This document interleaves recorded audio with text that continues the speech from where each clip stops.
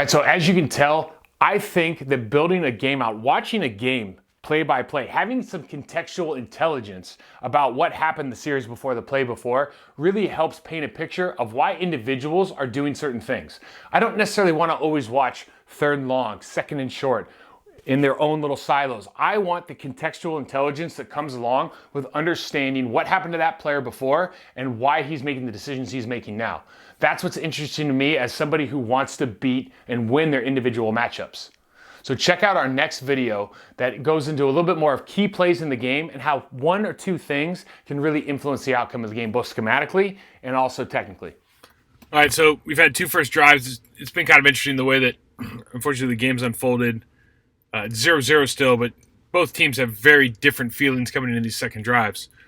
You see, we start off here again. Seahawks are playing that jam front, running that seven-man box.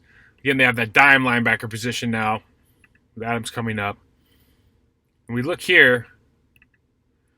Carson's under center. So again, let's just break this down from a trench warfare standpoint. Square stance, right? Square stance. What does this tell you? From 43's perspective, from 91's perspective. Square stance. Foot's a little bit different. Hands are different, right, than if it was just pass pro. So what does this tell you? Carson's under center, right? Probably a running situation. Yeah, run, play, action, pass. But if you've been studying these guys, they're going to tell stories. These guys are going to tell stories. Now, 71's in a different position, so you don't really have any way to study his stance. Center's always going to be squared up. This guy does a pretty good job of squaring up. But these guys, you read the tackles, you read the play.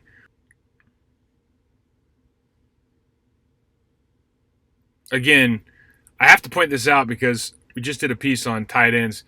This guy is doing a phenomenal job on the edge. Gaining leverage, second step in the ground, hips to hands idea, punching inside, extending out. I mean, that is a phenomenal job against a great player and still like biting for more, right? Love it.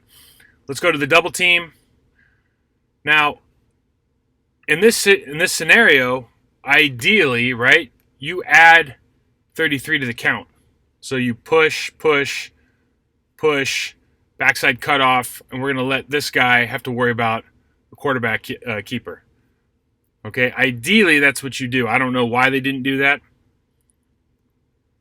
But they have receiver coming in trying to block 33. That is unrealistic. But you see, again, step over. But you get great movement here on 90 again. There's a hole there, guys. Line's doing their job from an execution perspective. That is a huge channel.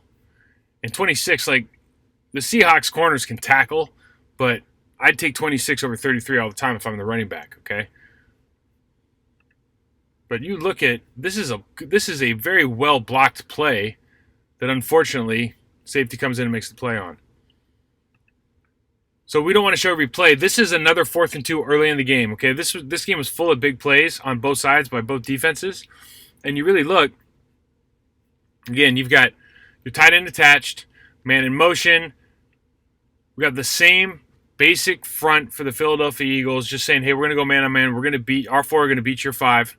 Okay. This looks like pass pro based on 74 stance. It's 4th and 2. Literally anything can happen because of the quarterback you have. Let's just see how this plays out.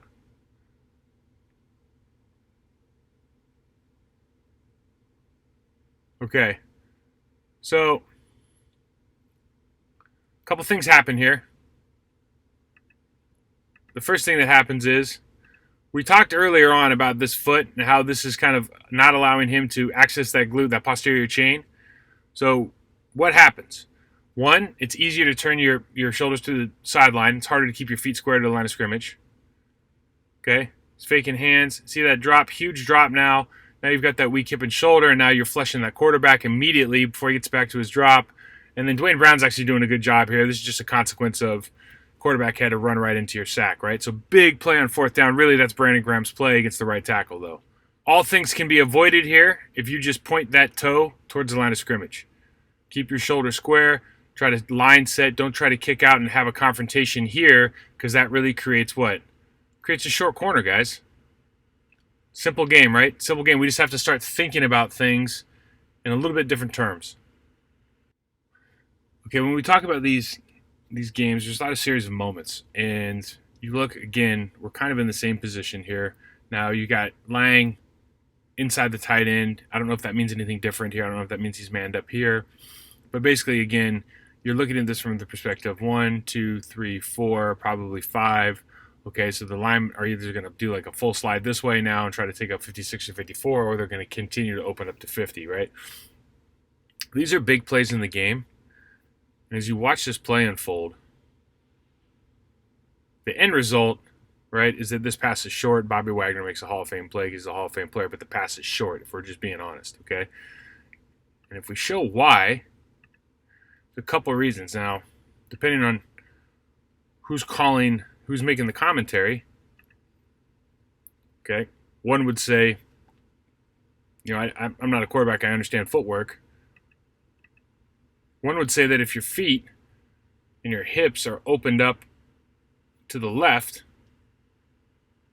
like they are here, and you're throwing across to the right, you're not going to have as much zip on the ball because you're not stepping into your throw. That's what one person would say. Another way to look at it, certainly not wrong, is that if you watch the right guard, who again is a Hall of Fame left tackle out of position, he jumps out of position, clicks his heels. Now he's on a different level, right? So he can't pass off with the center. More importantly, he gets jammed up, he gets turned around, and he should be picking up 90 here, irregardless. 90 gets in and gets a hit on Wentz, okay? So is that the reason he doesn't complete this pass, because he didn't step into it because of the imminent pressure he was getting? You know, who's to say? Because those kind of plays we kind of take for granted week in and week out, but that's a huge play in this game. Now, if we fast forward, this is a monster play to DK Metcalf. We can start looking at, okay, it looks like they run a quarters coverage and they get beat deep down the middle because we got this guy taking up two, got taken two, right? So we got one-on-one here with Robley. It's a problem. But more importantly to me, context of what we're talking about this trench warfare idea. So you got 3 stacked on the right side of the center, right? So you got one here, probably going to sort this idea, right? Or they're going to bring this guard. They're bringing the left guard over and just have 4 on 3. Leave him to himself because we got a tight end here to chip. We don't know how that's going to play out. Those are kind of the options that you have, right? So you can kind of slide this guy to 50, so you can have a 4 on 3 help or 4 on 4 here. He's off the line. Or you can just sort this so you have 2 men really on 96 unless 49 comes. Okay, let's watch. Again, there's kind of 2 explanations why things go right as well. So the first one is you watch the footwork of the quarterback, right? Toe pointed, right where he's throwing, he's stepping into this throw. He's going to get iced right here. He knows it. 55 knows it. He's going to get iced up. Steps into the throw, big time play. Because he steps into it, it's got the distance. Hits Metcalf in the breadbasket. Just a huge play in the game, right? A huge play in the game, but one that everybody notices. Now, let's watch what happens over here. So 74, kick slide is a heel clicker, so he opens up on his second step. Again, what I mean by that is if we just break this down a little bit more. So he's setting with width, so he's looking for a real estate confrontation out here, which gives 55 a short corner if he at all can get this person turned. Okay, so that's just fundamentally, that doesn't make a lot of sense to a layperson, right? So he's standing up straight, and so now you see he's turned his hips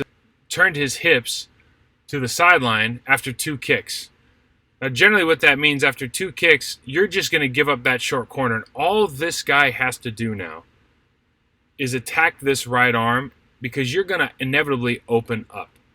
And by open up, I mean your outside leg, your right leg is going to drop back, and you're just going to be holding on for dear life, hoping that things go well, right? And so this is a situation where if you hold that for one more kick, if you can hold that square position here, one more kick. 1, not heel click. 2, keep kicking out, but you can't do that. You can't accomplish your goal because you're setting so flat. So what does setting flat do? 1, it plays into what Brandon Graham wants to do to you anyways, which is capture that edge, capture that short corner. 2, it gives him a lot of real estate to work with post-contact. And 3, it's getting you to a position of confrontation, who looks more comfortable right here? Who looks more comfortable? One's going forward, one's going backward, body lean, body angles, hip angles. Who looks like the more comfortable athlete? Certainly, you would argue that the defensive end does. One thing I want to note, and this is why I love Iopati. Watch 70 here. How do you not love this guy? This is just old school mentality. Check your man. Oh, nope. Not coming in. Have a seat. Take this play off. God, I love that.